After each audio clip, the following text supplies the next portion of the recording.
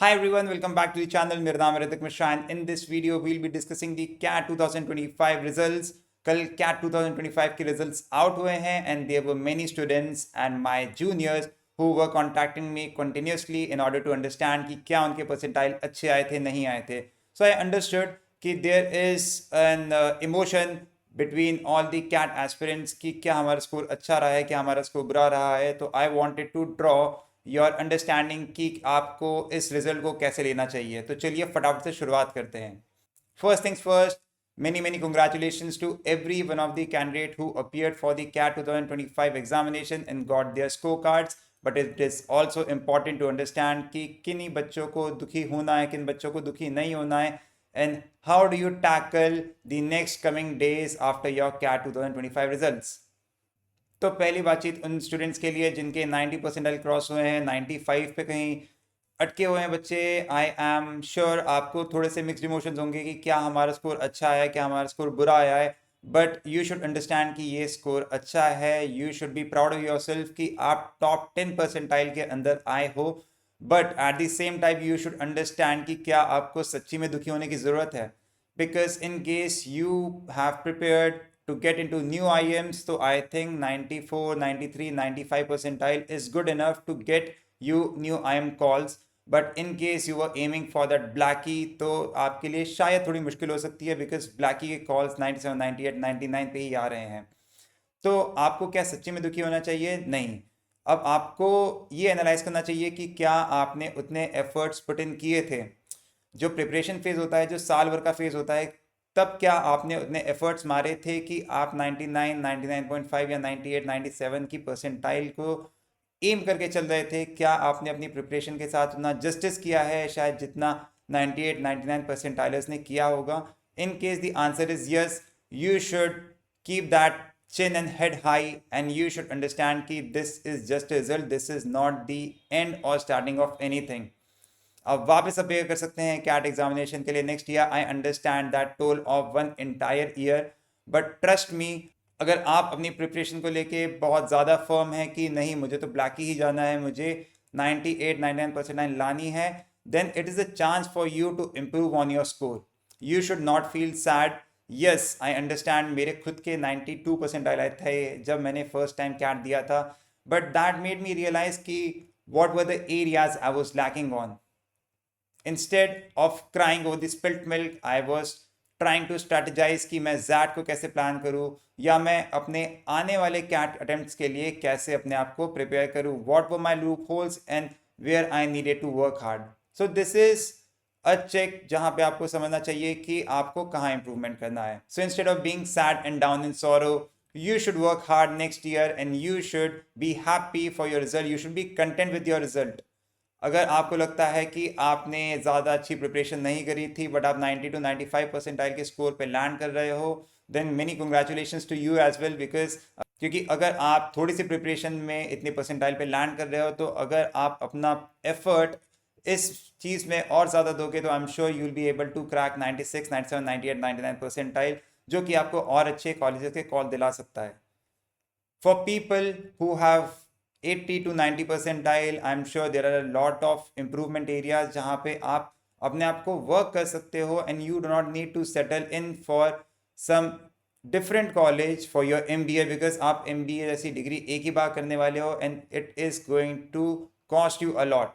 तो आप 80 से 90 परसेंटाइल के बीच में हो तो आई विल से कि आपको थोड़ी और मेहनत करनी चाहिए. अपने आप को एक बार बैक सीट पे लेके देखो कि क्या आपने अच्छा काम किया यहाँ पे, क्या आपने मिस्टेक्स थी जो आपको अवॉइड करनी चाहिए थी इस पूरे साल. आई एम नॉट सेइंग कि केवल टेस्ट डे के दिन मिस्टेक्स हुई होंगी, पूरे साल भर में जो मिस्टेक्स रही आप उनको एनालाइज करो, आप अपनी प्रिपरेशन को और स्ट्रॉन्गर करो. आई एम श्योर आपके फाउंडेशंस अच्छे हैं but you need to work hard ताकि आप अगले साल जब कैट हो you appear with a banger. And for the candidates who have 95 plus percentile but are still feeling very jittery कि उनको कौन से calls आएंगे नहीं आएंगे, तो for them I'll say the paper is done now, the paper is done and your results are out.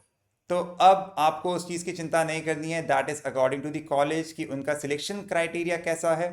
So you can not control that, right. आपके control में जो था आपने किया. इन केस आपकी प्रिपरेशन अच्छी थी, इन केस आपने अपनी प्रिपरेशन के साथ जस्टिस किया, तो आपको इतनी चिंता नहीं करनी चाहिए। आपको जो कॉल्स आएंगे आपको उनके लिए अच्छे से प्रिपरेशन करना है, because what's gone is gone, you can not change that, right? What you can change is your coming time.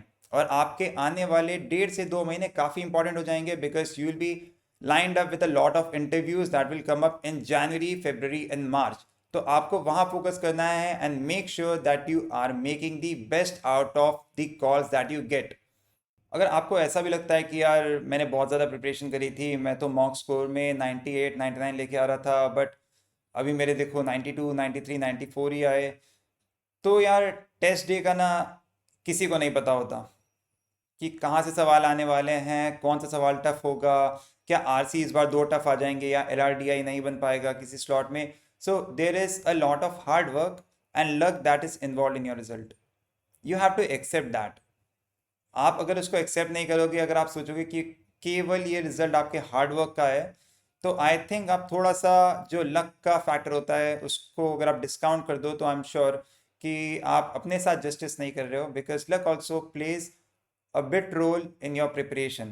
But that being said, अगर आप केवल लक के भरोसे बैठे हो और हार्ड वर्क नहीं कर रहे हो, तो आई एम श्योर ये बात बहुत ही गलत हो जाएगी। आपके रिजल्ट के लिए जिम्मेदार हैं। अगर आपने हार्ड वर्क अच्छा किया है तो आप चिंता मत कीजिए, आज नहीं तो कल you will get that result, and until you get that result you should keep fighting, because as a warrior you should never quit and do not settle for less, I will से।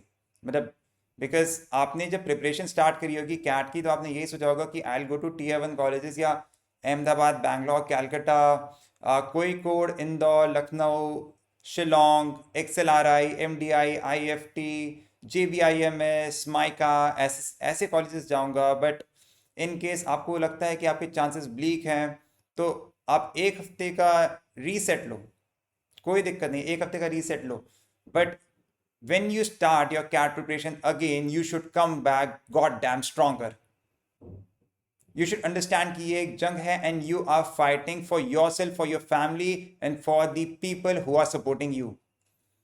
तो आपको चिंता करने की ज़्यादा ज़रूरत नहीं है। आप एक दिन उदास हो सकते हो, 2 दिन उदास हो सकते हो, but life will keep going on. You will have to pack your sorrows in the bag and then you will have to continue doing your work or studies. तो मेरा यही टेक है कि आप बहुत ज़्यादा दुखी मत हो अगर आपका स्कोर कम आया है आपके एक्सपेक्टेशन से, बिकॉज किसी ना किसी का शायद वो स्कोर एक एस्पिरेशन भी हो सकता है। आई थिंक अगर कोई ज़्यादा डिप्रेस्ड है या किसी को ज़्यादा बुरा लग रहा है, so you can comment down below आपका जो भी कैट रिजल्ट रहा। I would love to know कि आपके कितने परसेंटाइल बने, आपकी क्या प्रोफाइल है, and in case you want to talk to me, I am available on Instagram on Hrithik talks MBA। आप वहाँ पे मुझसे कनेक्ट कर सकते हो। In case you think that your score is good enough to start a GDPI preparation, तो इस channel पे हम लोगों ने GDPI प्रिपरेशन की सीरीज स्टार्ट कर दी है, so you can join us, you can prepare with us and let us know what are the things that you want to know. Till then, take care, bye bye and stay positive.